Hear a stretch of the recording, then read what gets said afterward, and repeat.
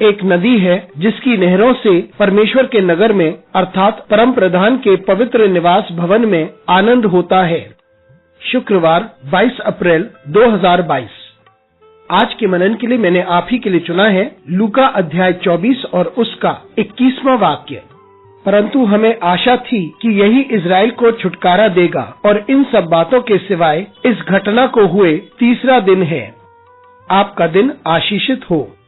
जब उनकी आशा टूट चुकी थी और उनके पास कुछ न बचा था, यीशु मसीह उनके साथ था। आइए इस वाक्य पर मनन करते हैं। आज की सुबह का विषय है छुटकारे की आशा। चेले इमाउस के रास्ते पर जा रहे थे। यीशु मसीह को मरे तीसरा दिन था और उनकी आशा टूट चुकी थी, लेकिन यीशु मसीह उनके साथ चल रहे थे। जब वे बातें कर रहे थे कि यरूशलेम में क्या हुआ था, वे बात कर रहे थे किस प्रकार से यीशु मसीह क्रूस पर चढ़ाए गए थे। और जब यीशु मसीह ने उनसे पूछा कि वे क्या बात कर रहे हैं, उन्होंने कहा कि उन्होंने आशा की थी कि वह मसीहा है और मसीहा इस्राएल में आकर इस्राएल को छुटकारा दिलाएगा। लेकिन वे उससे बात कर रहे थे और कह रहे थे कि अब तो तीसरा दिन हो चुका है। यीशु मसीह को क्रूस पर चढ़ाया गया था और वे अपनी आशा खो चुके थे, क्योंकि उन्होंने सोचा कि वो उन्हें छुटकारा दिलाएगा। उन्होंने सोचा कि यीशु मसीह उनके छुटकारे की आशा है। लेकिन अब वे ये कहते हैं कि 3 दिन हो चुके हैं, उसको मरे हुए तीसरा दिन है। लेकिन वे ये भी कहते हैं कि जो महिलाएं वहां गई, उन्होंने खाली कब्र को देखा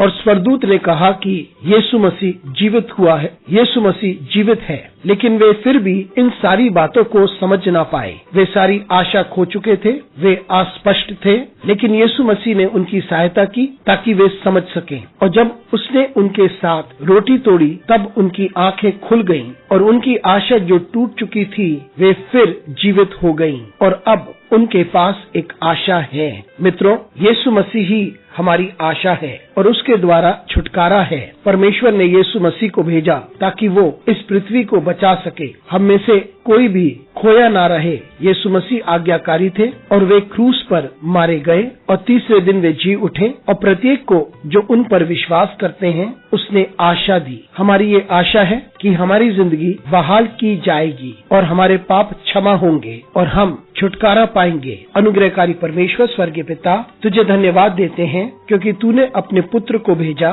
छुटकारे के लिए तुझे धन्यवाद, आशा देने के लिए तुझे धन्यवाद, आशा को पुनर्जगाने के लिए तुझे धन्यवाद। हमारे साथ परमेश्वर तू बना रहे। यीशु मसीह के नाम से मांगते हैं, आमीन।